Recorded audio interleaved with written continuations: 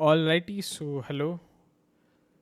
Basically, what happened was I had studied these things in the afternoon, but just when now I got that video and started uploading, it was showing as 0 bytes. So it probably got corrupted for some reason, and I cannot upload it obviously. And so yeah, now I'll have to do it again.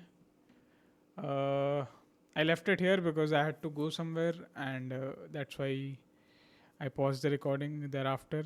And I thought it was recorded at least, but anyways, I'll just start from this lecture again and complete this module. And yeah, hopefully we can do it in half an hour, so I can quickly just export this and then upload it as well. But anyways, let's go.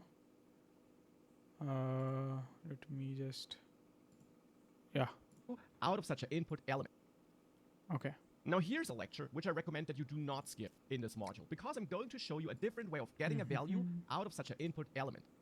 Thus far, we're listening to the input event, and therefore with every keystroke, save input is fired, and in the save input method, I in the end just save the current value of the input to the current user input data property, so that we can eventually use that property later to assign the entered value to our message.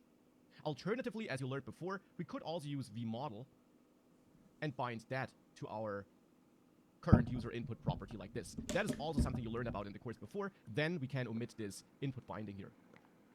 But whatever approach we use, we basically log what the user enters with every keystroke.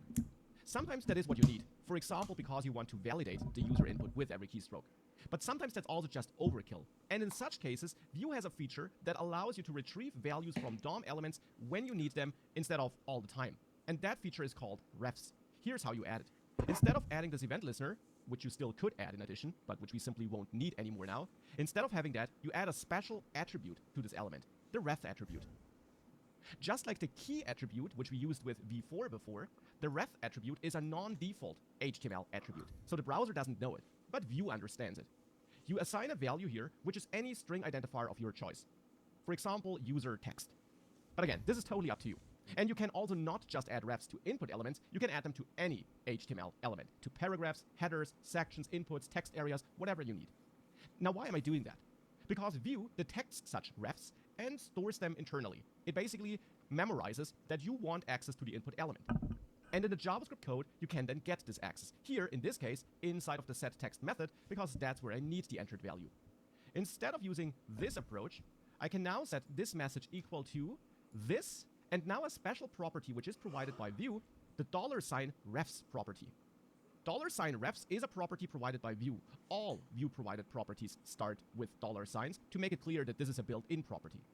This is an object full of key value pairs where the keys are the ref identifiers you set up in your template. For example, user text. So here we can access .userText. And this now simply points at the DOM object for this input element.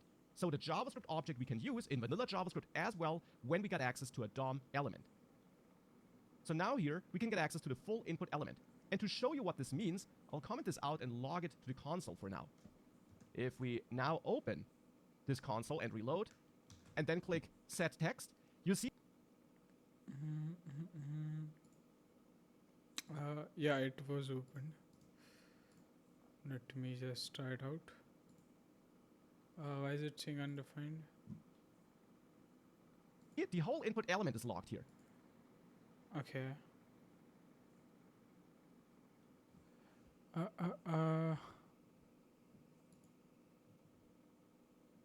if we use console dir instead of console log, and click set text again after reloading, here is the inspectable object. And this is really the JavaScript object representation of this input element with all the properties.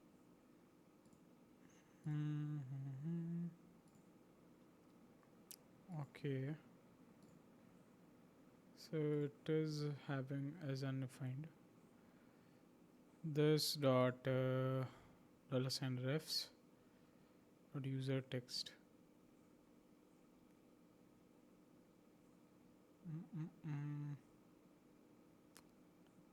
I think maybe because we have not added anything.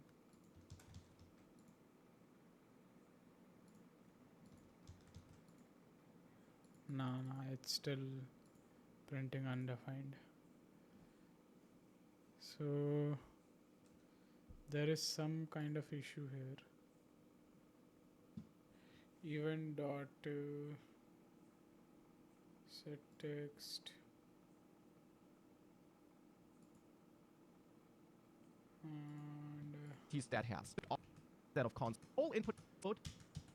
So now here we got access to a DOM ref user text. element.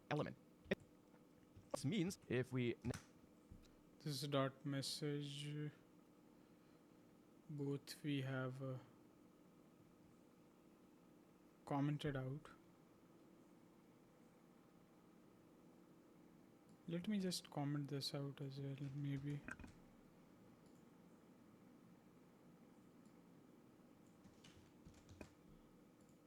Yeah. No.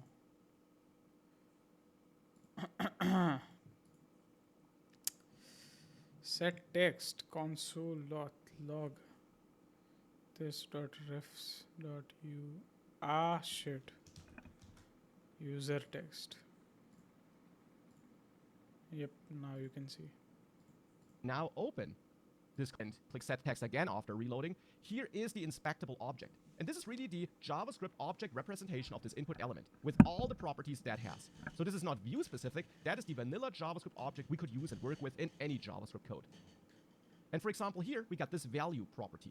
Essentially, the object we're logging here is the same one we get access to with event target, which is why we can access value there as well. But now we're not doing this with every keystroke, but instead only when set text is emitted, which happens when this button, the set text button, is clicked. So now we can access value here, and with that, if we reload, and I set the text to view is awesome and click set text, this works as before, but now we're not logging the input with every keystroke, but we only extract it with help of that refs feature when we need it. And that's why refs is a feature worth knowing and why you shouldn't skip this lecture. Okay.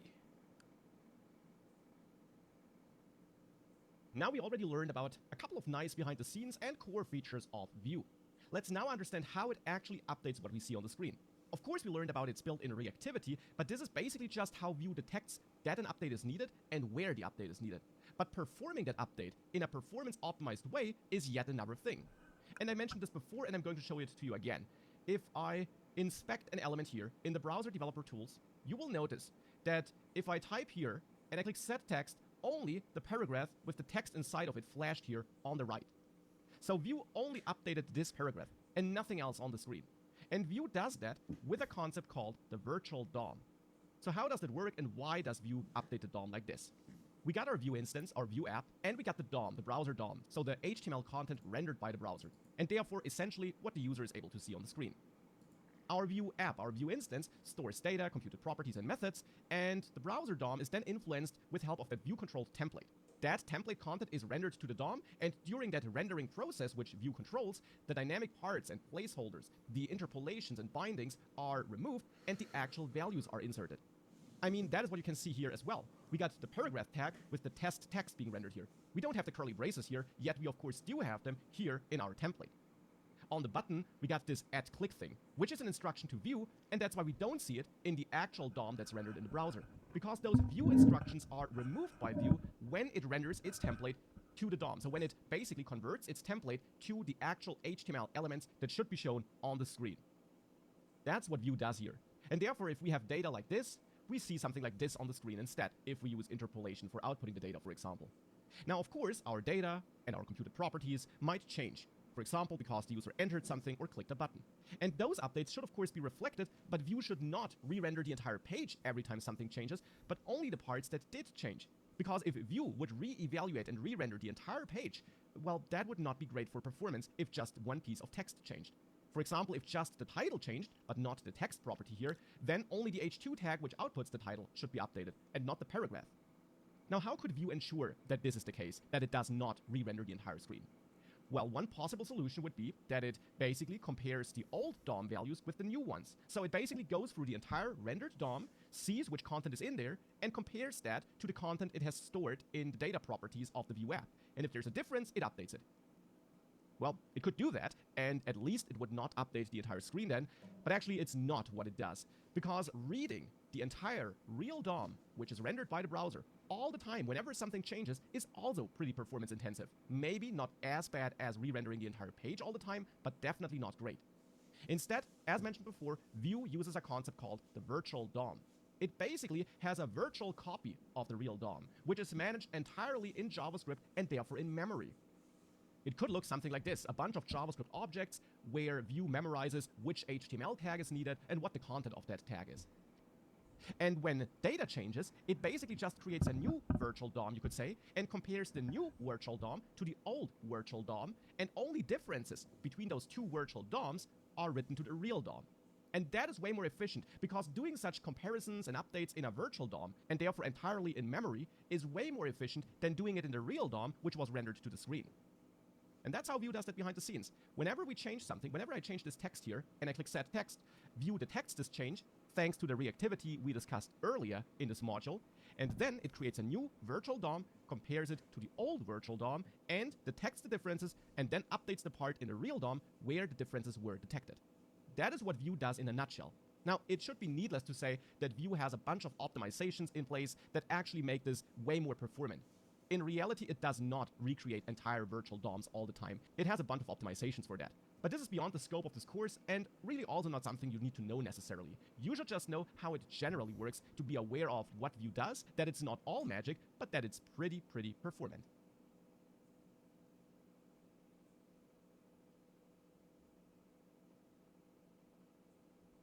Now, to conclude this module, we'll have our second lecture, which you should not skip. The first one was the refs lecture. Now we're going to talk about the Vue instance lifecycle, which is also important. We learned how Vue works under the hood, we learned about the virtual DOM, and that there are various steps for bringing something onto the screen. Sometimes you need to run code during those steps, and that's why Vue has a quite elaborate lifecycle where you can step in at any time to execute code you need to execute. And you will see some of those lifecycle hooks we're going to discuss now in action throughout this course, by the way. It all starts with us creating a new app and, of course, mounting it with the mount method to the HTML code, to the DOM, so that Vue knows where to render the app. Then, when it starts creating the app and starts bringing something onto the screen, it reaches a couple of points, a couple of lifecycle phases, which are also reflected in methods you can add to your Vue app configuration object to run code you might need to run at this point of time. For example, the first lifecycle phase, the first so-called lifecycle hook that is reached, is the before create phase. It's followed by a created phase. The difference is that before create is basically called before the app has been fully initialized, whereas created is called thereafter. At this point of time, we still have nothing on the screen though. After created, Vue just knows its data properties and it's aware of the general app configuration. But now is the time where the template is compiled. So where all the dynamic placeholders, all the interpolations and so on are removed and replaced with the concrete values that should be shown to the user. Thereafter, the before mount hook is reached. Before mount means that this is right before Vue is actually going to bring something to the screen. So right before we can see something on the screen. So now after created and before mount, we reach mounted. So that in the end just means that now we see something on the screen. Now the Vue app was initialized, the template was compiled, Vue knows what to show on the screen, and it handed those instructions off to the browser so that the browser really adds all the HTML elements with all the content we need as defined by our Vue app. So now we have our mounted Vue app, our mounted Vue instance. Now, of course, in most Vue apps, data changes at some point of time, and that then triggers a new lifecycle. Now we reach the before update hook, and thereafter the updated hook. This is a bit like before create and created. Before update is reached before the update has been fully processed internally by Vue in its app. Updated is reached once that has been processed. This, by the way, also means that at this point of time, the update is visible on the screen. So we don't reach mounted again because the template was never unmounted. So it always was visible. After updated, the changes just have been processed and have been rendered to the screen, whereas in before update, they haven't. Now, sometimes an instance can also be unmounted. A Vue app can be unmounted. We haven't had this scenario yet. It will become more important later, as you will see, but I can also show you how we could unmount an app in the next lecture. When an app is unmounted, all its content is removed from the screen and the app is dead. And we have two lifecycle hooks here as well. Before unmount, which runs right before it's about to be removed, and unmounted, which runs after it has been removed. You can, for example, use these hooks to execute any cleanup code you might want to do, send a HTTP request to your server to keep track of that app being unmounted, or whatever you need to do. Now, let's see all those hooks in action to make it a bit clearer how they work.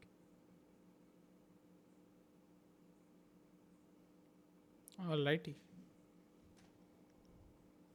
To see it in action, I'm back in app.js, and I'll go back to my main Vue app, which is the one with this input field.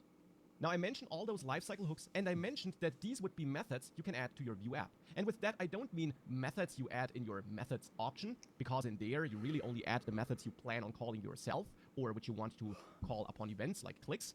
Instead, you add them right next to data and methods, anywhere you want in this app. So for example here, towards the end of this app configuration object.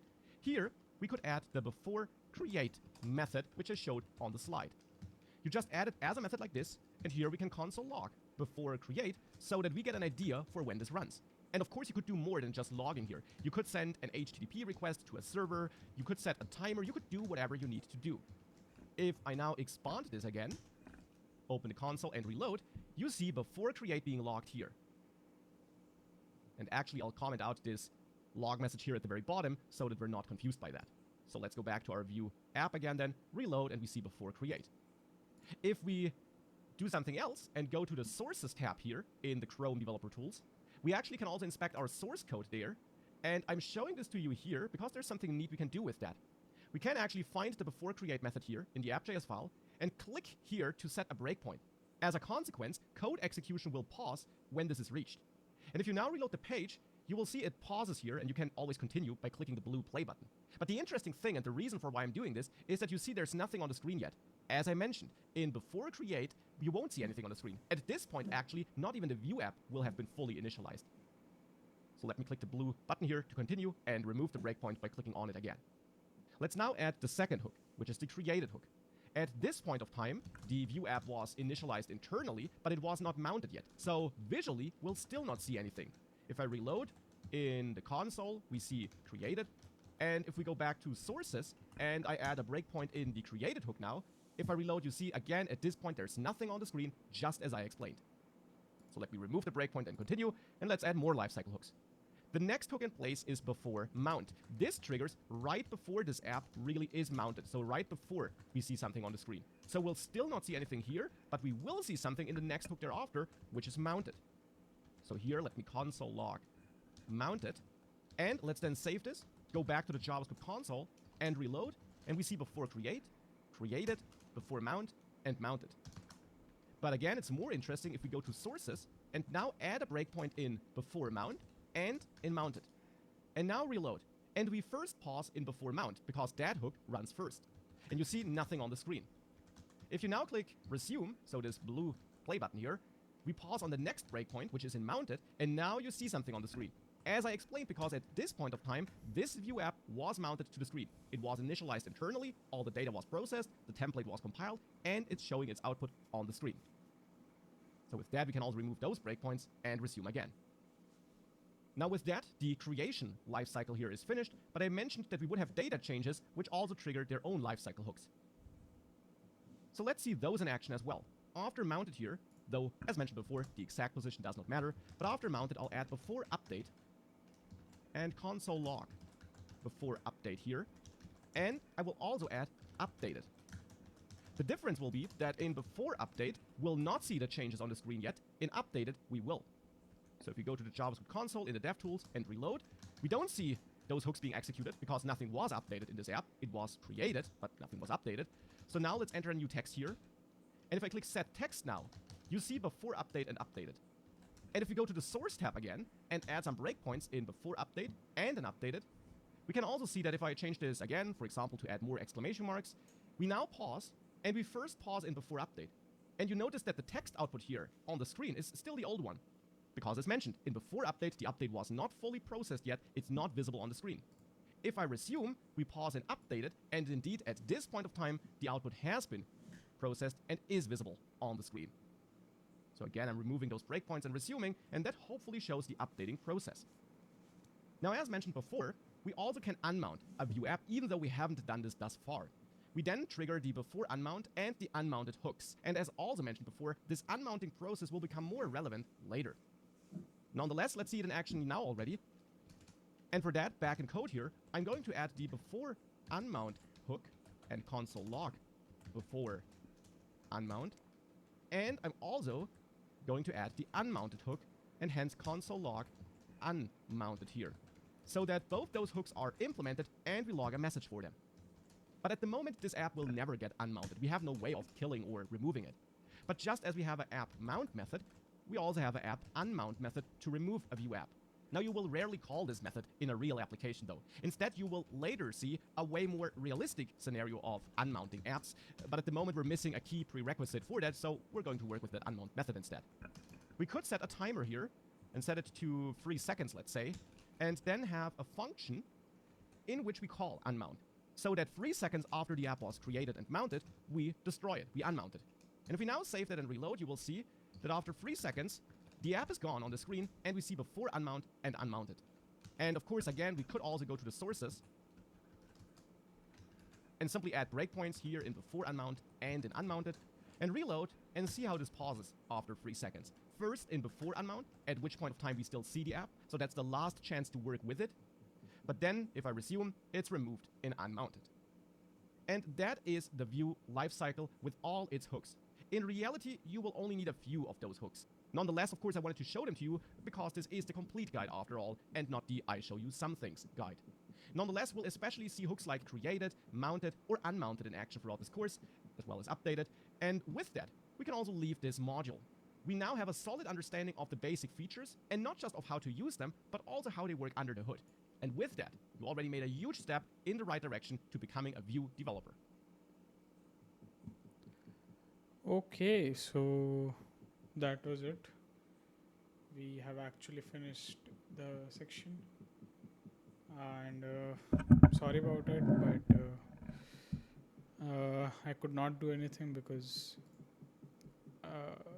the video had been crashed. So anyways, we're done till now, and done for now as well. So I'll just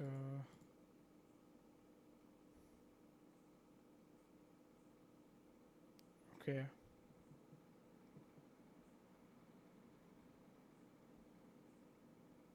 Anyways, so yeah, that's it for today. Tomorrow is Rakhi Raksha Bandhan. If you don't know, it's a festival here in India, and I'll be a bit busy with that. But most probably I'll try to do something, obviously, because the next section is also a bit smaller. And by the way, on Monday I'll be moving back to where I was living originally, or I went to live originally, but I had to come back home because I got typhoid. So now now I was at home for some time, and I'll be going back on Monday. So excited about that. We'll be continuing this there as well, obviously. And yeah, that is about it. My Viva dates has also been released for the project, so I'll also take them next week, and then let you know what happened, I guess. And we'll also I'm painfully aware about the DSA thing, but we'll hopefully again start it soon. So anyways, that's about it for today. I'll quickly just export this and upload it. So yeah, signing off. Have a great day or night if you are watching, and good night or good day. Sorry. Bye.